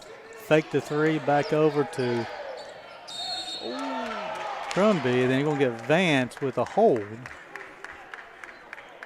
Not sure on that one. I thought he did a good job of getting around. He did have his left hand kind of attached to him. Sorry, his third, team's fourth. Brown and Bunch will return, placing Vance and Collins.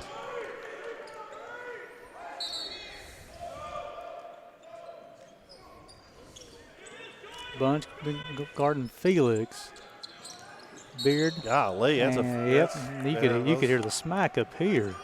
You got to get set on screens. It's Mitchell's first team's 10th. Well, it'll be the double bonus, but they won't call, since it's an offensive foul, they won't shoot free throws on this one. Yeah, back in their little 2-1-2 here, it looks like. Trying to mix things up, keep U-Pike confused. Good job by Eli clearing the press. Looks like the Bears are going to some ball screen offense, trying to find the openings. Nice patience. Bunch of nice step-through jumper. Can't get it to go, though. Everything right but the finish. Mitchell's got the basketball over to Beard. Beard's three-point shot's up and good. And it's a 56-46 game.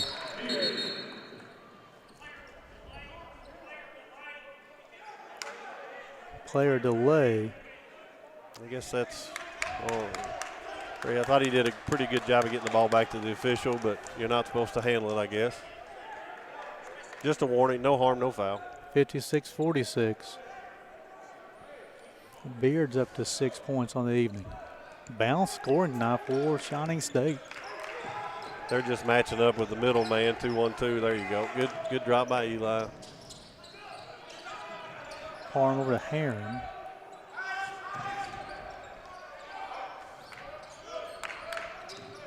Parham got the basketball. Over to Bunch. Bunch can be called for the travel. Don't think that's a travel. It's ball's loose on that. I don't think anybody had possession, but got to get back, get your defense set right here, get you a stop. Beard's got the basketball.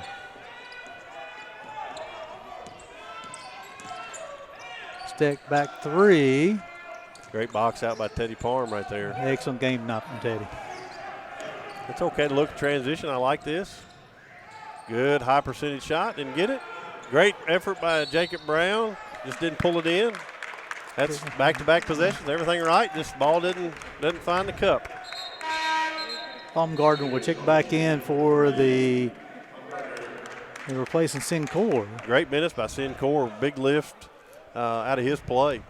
56-46. Afrigut will check back in as well, too. You know what, they really haven't, the big man hasn't played a whole lot tonight, as with Bouquet. Yeah, there hadn't been a real good matchup for him defensively, which we're not huge in that spot, and Coach Thomas has chosen not to go with him much tonight. Baumgartner's got the basketball. May got away with a block, but they're going to call some hack on the wrist. And on Parham, his third, team's fifth. Just want to send Baumgartner to the line.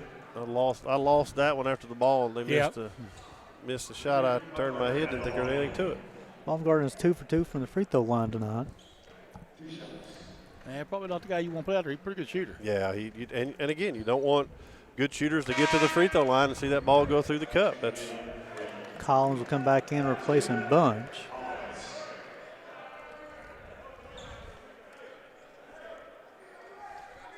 (56-47). First time it's been under a 10-point game in a long time. Yep.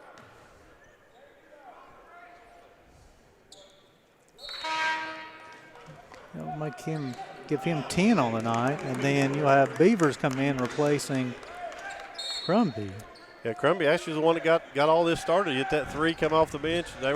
Shawnee was kind of dead to the rights, and he hit a big three in the corner that got things going. 56-48. Herring got the basketball up top, being guarded by Beavers. Herring got the basketball, going to try to finish.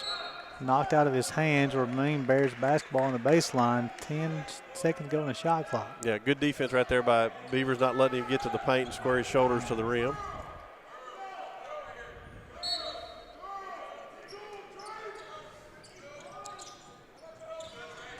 Corbin's got the basketball, spins, ball stolen from him by Beavers. A lot of contact, no call. Beavers got the basketball. Oh, that's a walk. The ball got stuck on his hip, no call. 3-point shot from Beard, though.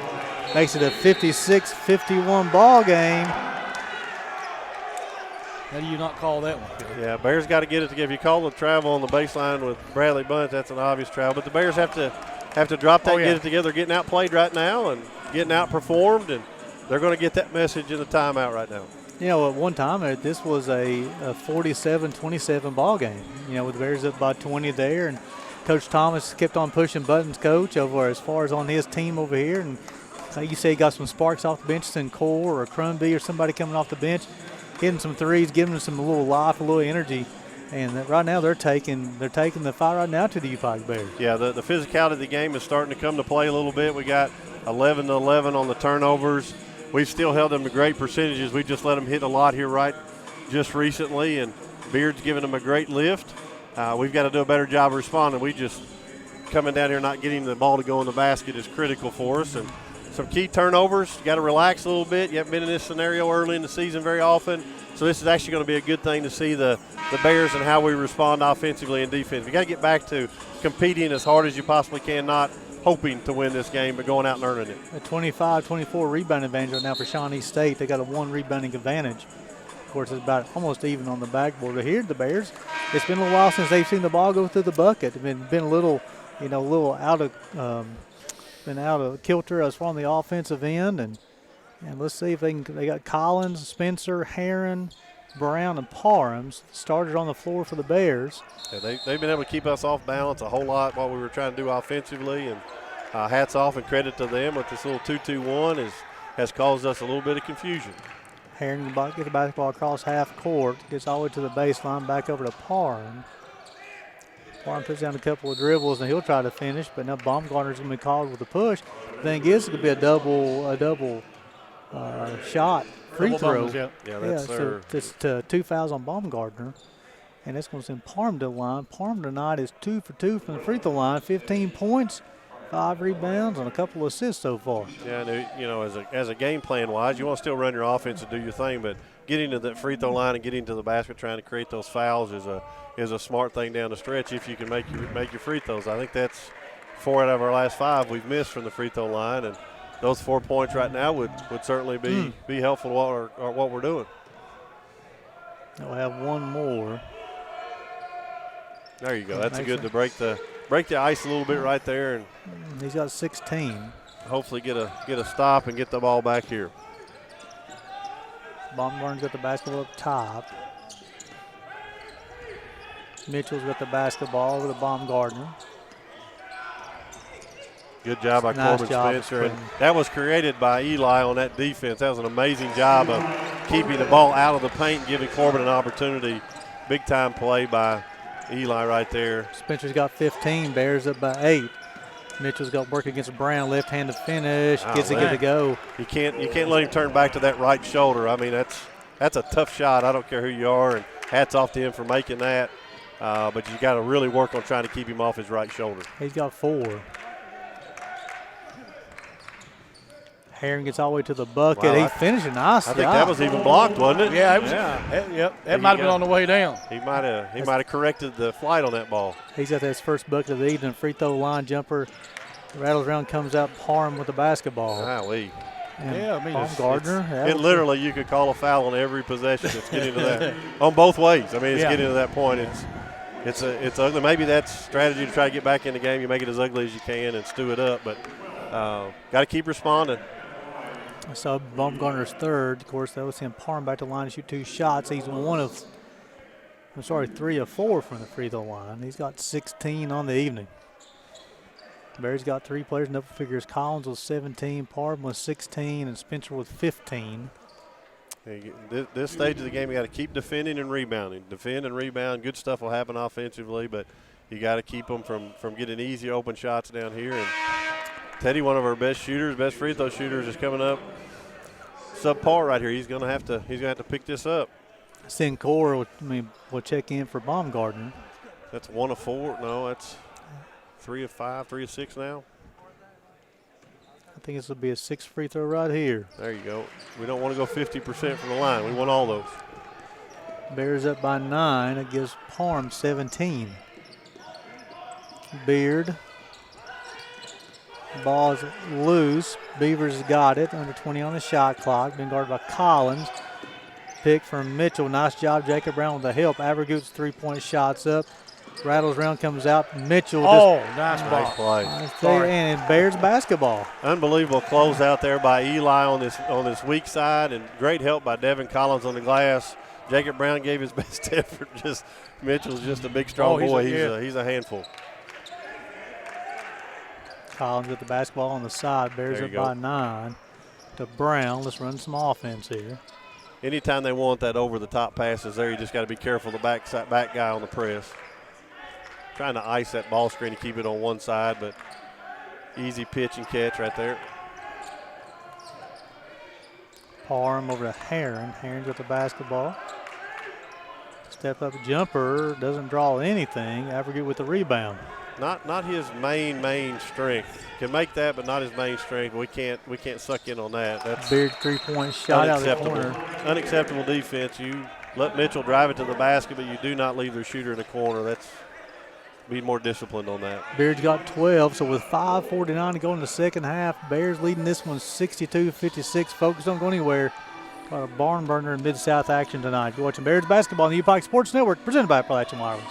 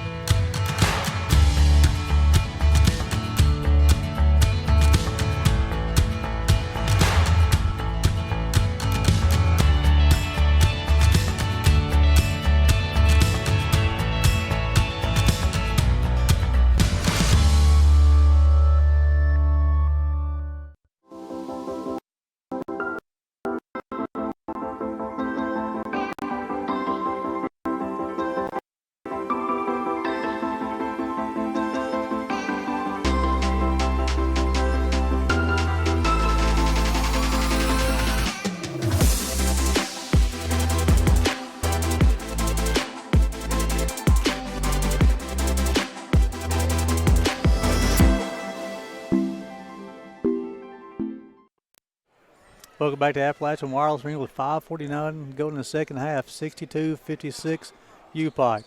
Yeah, don't be surprised for a little change of defense here. A little bit by Shawnee. Looks like they're going off the ball. I think one's lost here on the backside of it. No, little same little 1-2, 1-2-2. Good job of throwing over top. And Parham with the basketball up top. Over to Heron.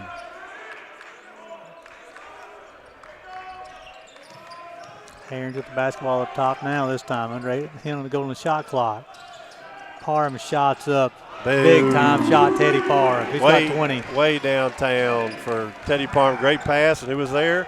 Eli Heron with a great pass out. I was worried about that possession. Ball got stuck on one side, and good closeout. Have a good shot out of the corner, up and good. He's capable of making shots. Give him 6, and it's still a 6-point ball game, 65-59. Another good contest, one you'd like to see that pop out of there. Oh, wow. A lot of hands there.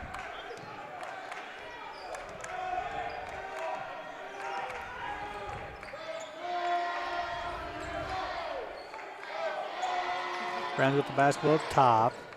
Over to Parham. Parham with the basketball up top. Over to Heron. Heron shots up on the rim. Don't love that. We were doing a great job of getting to the rim. Oh, wow. That's a travel or a foul. One or the other, you're right. Beaver's got the basketball in the corner, doesn't draw anything. Avergoot over to Beard. They'll reset the offense. They're down by 6.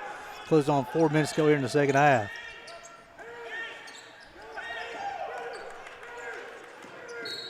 Oh, my heaven's sakes. You let them play all that time, and then you call that foul. Not that wasn't a foul. But my theory is the farther away from the basket, the less it gets to get a foul call. Yeah, that was not a good call. And shot clock winding down to 2 seconds too. Just not a great. Coach Compton's letting you know how poorly he thought that call was. So with 4:06 going in the second half, the Bears leading this one 65-59. You're watching Bears basketball on the U-Pike Sports Network, presented by Appalachian Wireless.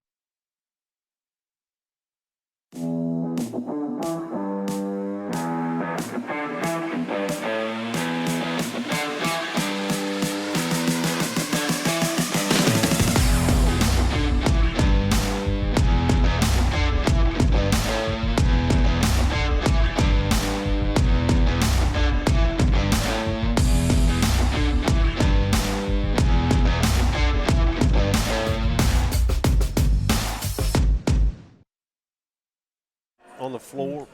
Welcome back to the Appalachian Wireless Arena with 4:06 to go. The Bears leading this one 65-59. Got a short shot clock here coming out of the timeout. That last foul on Corbin Spencer. Avergoot's 3-point shot up top. Good. You said he can catch fire, Coach, and he has. He's got 9. Bears up by 3. And it doesn't help leaving him wide open. That's certainly not a strategy on that play, but great execution out of a timeout by Coach Thomas and the Bears.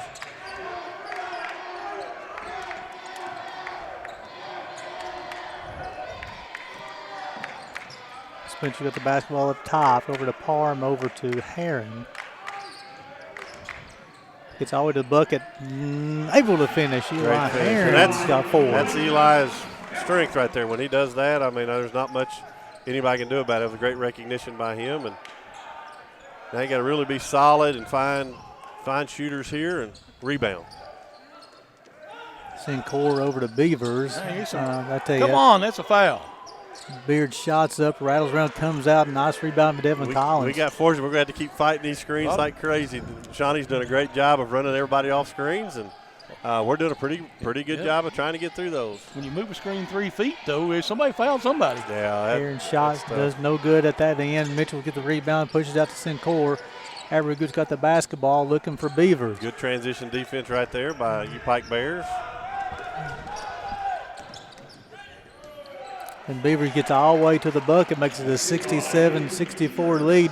Beavers got 5 on the evening. Yeah, averaging 13 points a game, I think, and he's at 5 now.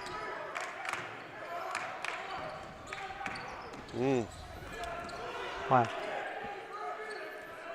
Trouble in paradise on that one. We're going to have to do a better job of taking care of and valuing the basketball. Got under 10 on the shot clock. Parms with the basketball. Collins out of the corner. Shot's no good. Average gets the rebound. Good look. Just didn't get it down. We got to stop the ball right here and find people in transition. Beavers got the basketball. Try to get the rim. Great Collins block. with another block. Spencer got the basketball. See if he pulls it out. He does. Smart. 1 on 3. Smart play. Up 3. Under 2 minutes to play here in the game. Got 3 timeouts left on both sides here.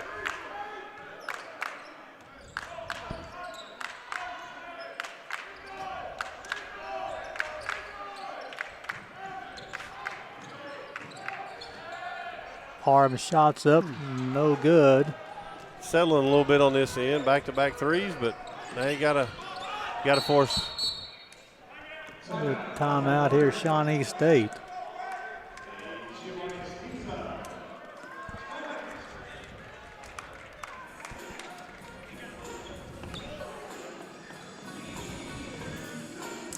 So with a minute 26 to go, Bears leading this one 67-64. And they got possession. So if we go to the possession arrow, you'll have Shawnee State will win that the next possession.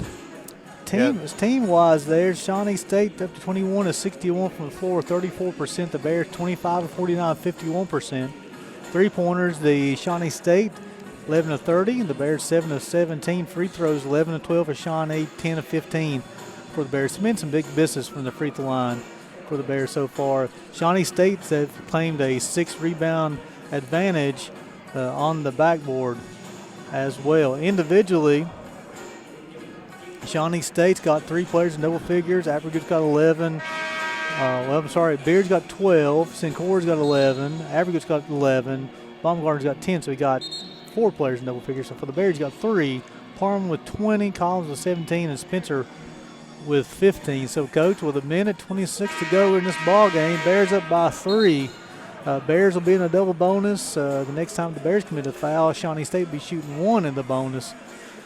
Defensively here, they've been running some very physical screens. Avergood's hit a couple of threes here lately. I'm assuming that's probably what Coach Thomas is going to try to draw up right here. Yeah, you really want to run them off the three-point line at this point. You don't want them to linger out there. A 2-point shot doesn't kill you right now. I just think mentally a 3 right here is not a great thing for your team. So you got to do a good job of finding 11 and finding 12. Those are your 2 biggest threats out there from the 3. And, Beavers has been doing a good job of getting in the paint, creating space for them. So right now you got to sit down. You got to guard your yard, keep the ball out of the paint, play defense without fouling because your next foul puts them on the free throw line.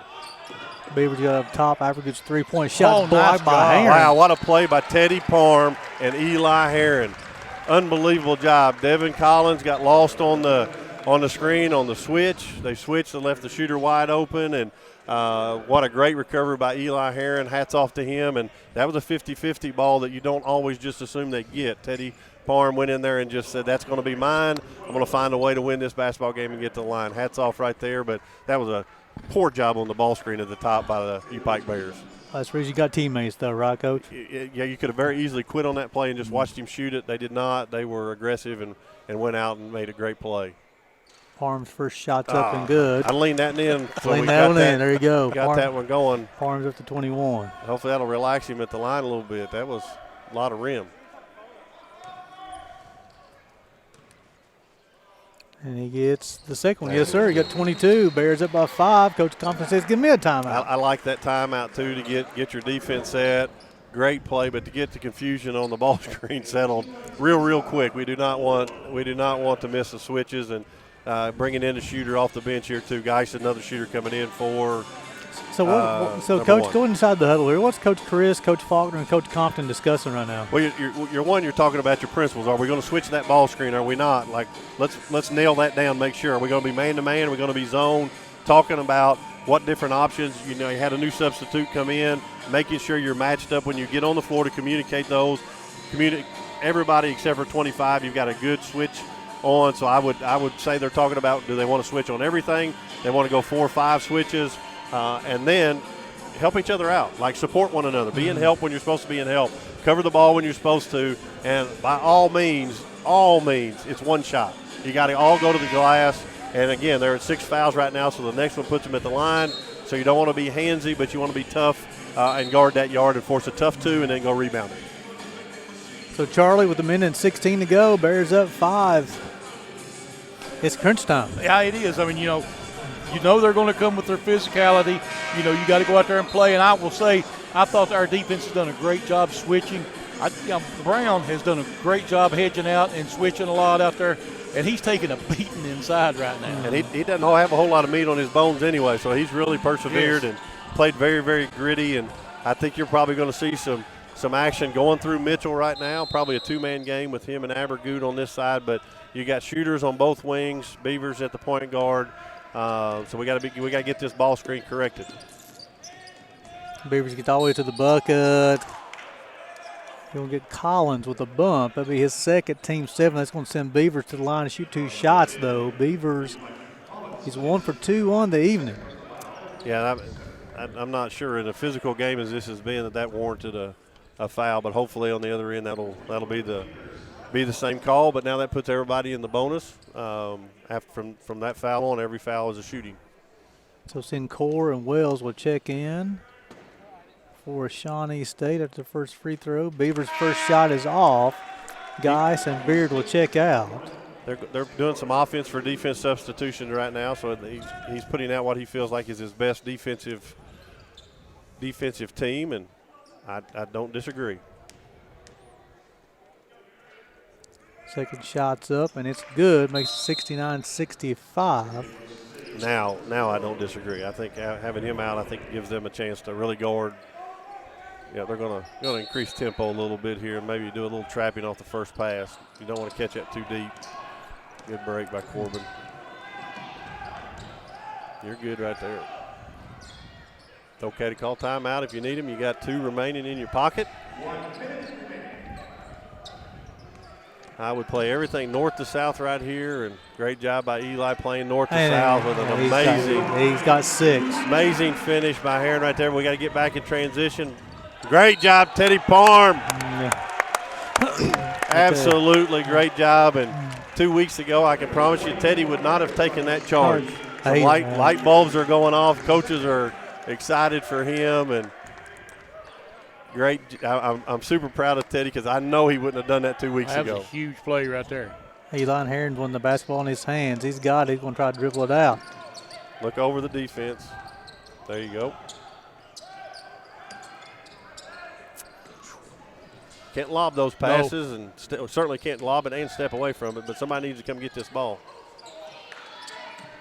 Well, a lot of time off that clock. Yeah, this is a great possession right here. Now attack. Heron with 4 on the shot clock. Ball stolen from him. Felix has got the basketball. Just let it go. And Mitchell will follow up with a dunk. He'll make it 71-67. Give Mitchell 6 on the evening. Good follow up there by Mitchell. He's a workhorse now. The kid will come to play. He plays both ends of the floor and does an amazing job. That was pure effort right there. He beat every one of us down to the rim and got that follow up. I tell you, he's a beast out there. He is a big one. Baumgartner will check back in for Shawnee State. So here coaches are talking about press offense, and you got 12 seconds in the game. You don't have to force it past half court. You just have to make sure you take care of it. You got 2 timeouts remaining. You'll have the run to the baseline.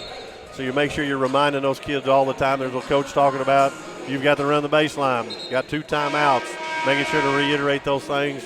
You don't have to shoot the ball anymore unless it's a wide open layup. The rest of the time it should be free throws for you. And certainly you don't want to have careless turnovers. You got timeouts to use. Don't put yourself in a bad position. And right now you want Teddy Parm and Corbin Spencer and Eli Heron to have fingerprints on that basketball the rest of the way. So Parm will inbound the basketball for the Bears on the baseline. Coach Justice with a drop in right there with his 2 babies heading out the door. Great to have alums back in the building. Gets inside the Heron. They're going to give him a call for the that's Sinclair with the push. Going to send Heron to the line. Heron been to the line. This will be his first trip. He's got 6 points, 5 assists, and 4 rebounds. He's also got a couple of blocks tonight, too. 75% on the year, not counting tonight. Free throw the line. Coach feels pretty confident about it. He cleared the lane so nobody does any silly fouls on over the back. Big shot right there. 72-67. So got 11.1 seconds go. Beard, Geis, Avergut. We'll enter the lineup for the Shawnee State. Loaded. You got a shooter in the back. You got 4 shooters surrounding a post player here. So I think you have an idea what's about to happen. 73-67. Great job by Coach Compton right there getting him a timeout. Set his defense and match himself up with the new subs out here. 11 seconds in the game, 6-point lead. Crowd that 3-point line. Do not let them shoot open threes, and certainly do not put them at the free throw line for untimed points. So the Bears will be back in action this Friday and Saturday as they travel down to Kingsport, Tennessee. They'll take on Trinity International University out of Illinois on Friday night at 7:45, and then turn around on Saturday, take on Washington Advanced University, again in Kingsport, Tennessee. Yep, I'll be heading down to Kingsport on that Friday to watch us play Trinity International, but our women play here on Saturday, so I'm going to make sure to get here for midway to watch that, and I'll just have to let them do it on their own on Saturday. But looking forward to that's a great event. The show is a nationally acclaimed tournament. We're glad to be in it. It's actually in the facility where we'll start having our conference tournament as we move forward in the Appalachian Athletic Conference. So I'm anxious to see that venue, and that hour and 15-minute drive sure going to beat the pants off of that 4.5-hour drive I've got to go play in a high school at our current one. So don't ever have to do that again after this year. I agree. Let's see what the Bears have lined up for defense here. I think Shawnee forgot that somebody's got to take that thing out. Everybody wants to shoot it. Yeah. This looks like from their last set was a high ball screen with shooters all around with Mitchell screen in the middle. That's an effective screen. Beard got the basketball for Shawnee. Gets to the three-point line, stops, pops. Good. 73-70. That was from the Bears' ear. That was a long three right there. That gives him 5 threes on the night, 15 points total. Yeah, he's really been effective, especially in the second half. He's played really well. Get the ball to your best free throw shooters right here, right? Fingerprints. You still have a timeout. You don't have to rush anything. Get what you want right here. You got 5 seconds. You have to make some free throws. 1 for sure. But everybody has to step to the basketball and be ball tough when you catch it, know that a foul's coming, and to know that they're going to be aggressive in their attempt to get the ball. So it's been a battle now. Again, at one time, this is 47-27. You, Pike, and you talked about it in pregame show, coach, that this team was not going to go away. Talented team. They're winners, but it was 47-27, and I didn't think they had any life at all. And Coach Thomas, in his credit, started throwing different people. I think they played 12 different people to try to find some spark there. And actually, they came back with their non-traditional group, the group that hadn't played a whole lot. Actually, one kid I'd never seen even play a minute got it started with a 3 in the corner. So hats off to him to continue to coach and continue to fight. So here the Bears up by 3, 5.4 seconds to go. The key is the inbound pass here. And you got to be careful. I have a feeling we're going to do a run out right here, and I sure hope it's wide open if we throw it.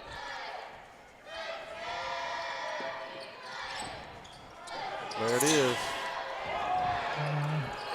Better get to the corner. Oh, boy. Oh, he dribbled on the base. How awful decision was that? Out of bounds. Like Devin Collins with a very, very poor. You got a timeout. Now you throw that pass on this end. They just throw it up on this end. Because you're on this end, throw it up there. Yeah, especially – so they're going to have the big man check in. Yeah, he'll guard the inbounder, I'm sure. Yeah, but we're going to throw it down the sideline, I hope, here. He took Bunch out. He took Collins out, put Bunch in. Yeah. There you go. That's all right. It's almost got it. 0.3 seconds left. The Bears should be able to win this one as Collins will re-enter the game to replace Bunch. Just don't let them throw it deep, right? Yeah, I don't know why you throw that towards the sideline. That needs to go right to the orange paint for a jump ball. I would hand this to him. He has to tip it. That's the one we needed a minute ago. And the Bears will win this one 73-70. It was definitely a battle tonight. Good game tonight, I tell you. Hats off to Shawnee State on the resiliency. I did think best half of basketball we played all season at the very beginning, and just a typical Mid-South battle. And happy to head out of this one with a W. So the Bears will move to 4-2 on the season, 2-1 in conference, and especially those conference home games. You want to get as many of those as you can get, right? You got to protect your home turf and split on the road as best you can. And I think our guys took care of business tonight in a very, very contested match. I don't know if hopefully we might be able to get Coach Ty Compton maybe up here for some post-game comments there. I'm not sure, but we'll go over some some final statistics here. So Shawnee State goes 23-65 from the floor, 35%, 26 of 50. We're trying to get Coach Compton's attention there. Hopefully we'll be able to, as Coach Wells is going to do that for us, 12 of 32 from the deep for Shawnee State, 7 of 17 for the Bears as Coach Compton's going to make his way up. Bears go 14 of 19 from the free throw line, 12 of 14 for Shawnee State. Shawnee State wins the rebounding battle 34-28.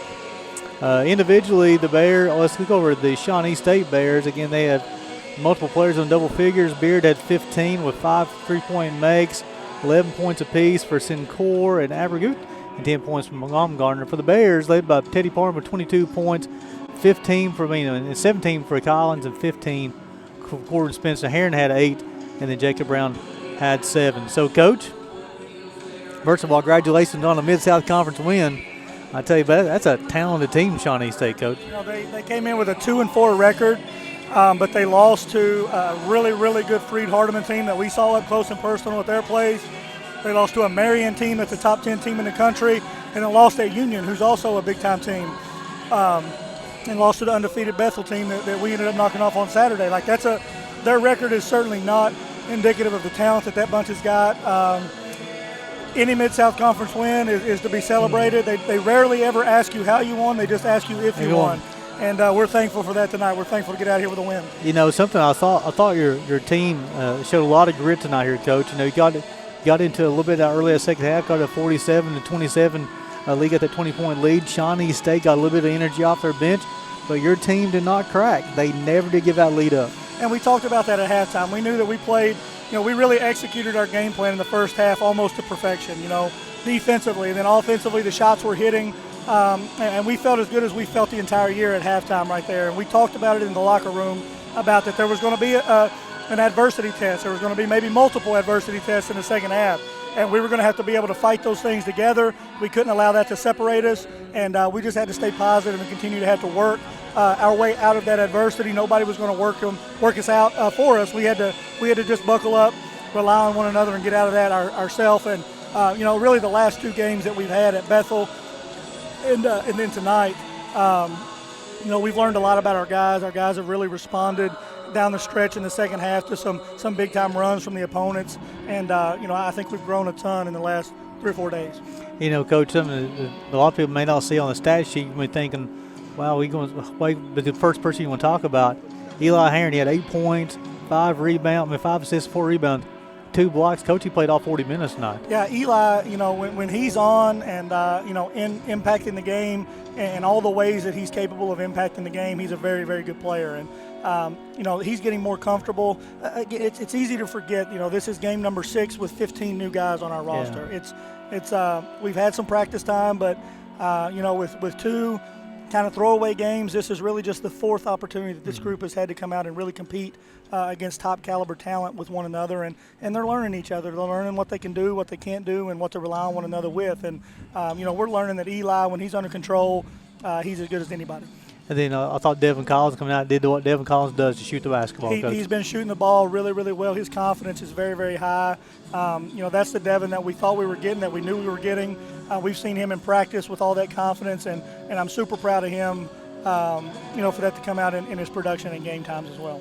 Teddy Parham, he had 22 points tonight, 7 rebounds and 2 assists, but Coach, something that Coach Wells got so excited about was this charge that Teddy Parham took late in the second half. We recruited what we felt like was a pretty decent offensive basketball team, and it hasn't looked like it at times early as we've been trying to find our way, but the defensive side of things is where we've really had to put a point of emphasis in our practices. We really had to change a lot of what our defensive scheme was over the weekend. We went into a shoot-around on Friday before Bethel after that game at Freed Hardeman and said, our staff was up till 1 or 2 in the morning meeting and just said, what we're doing may not be what's best for this group now that we've been able to see those guys compete. And we went in with an hour shoot-around and really changed a ton of what we're doing offensively and defensively, and it's been really good for us. The guys have bought in, but that willingness to take that charge and that willingness to step in there and be tough, that's something that we've really been preaching, and our guys are buying more into as we go.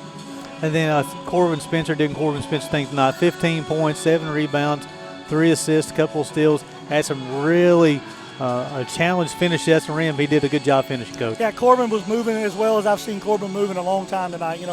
He's battled some health things, and what we've been doing this year is really different. He's had to learn an entirely new system again as well, along with the other guys. But seeing Corbin out there playing free, playing aggressive, being active on defense and on offense, it was really good to see. And when we can get him moving the way that he was moving tonight, we have a chance to be special.